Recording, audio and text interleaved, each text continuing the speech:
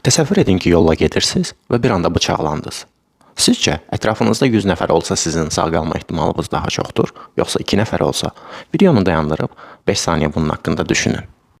Yəqin ki, bir çoxunuz elə düşündü ki, adam sayı çox olsa mənim orada sağ qalma ehtimalım daha çoxdur. Yaxın gəlin bugün bu mövzu haqqında danışacağıq. Əslində adam çox olanda sizin ölmə şansınız daha çox olur.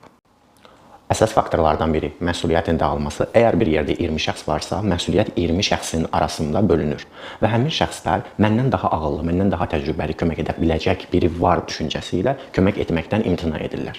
Pluralistik cəhalət. İnsanlar qeyri-müəyyən situasiyalarda bir-birlərinin hərəkətinə fikir verirlər və əgər heç kim müdaxilə etmirsə, beyin belə bir nəticə çıxarır ki, heç kim müdaxilə etmirsə, deməli o qədər də ciddi bir şey yoxdur, mən heç nə edə bilmərəm və nəticədə heç kim kömək etməməyə başlayır. Bu anlayış 1964-cü ildən sonra daha geniş yayılmağa başladı. Səbəbi isə bu idi ki, New Yorkda Kitty adında bir qız evinə gəldikdə sevgilisi tərəfindən bıçaqlanır. Sevgilisi tərəfindən bıçaqlanıb 38 qonşu bloklarından bunu izləyirlər. Bunu izləmələrinə rəğmən onlardan heç biri polisə müraciət etmir və bu tədqiqatçıların marağını çəkir və daha sonra onlardan sorğu keçirirlər ki, bəs siz nəyə görə ona kömək etmədiniz?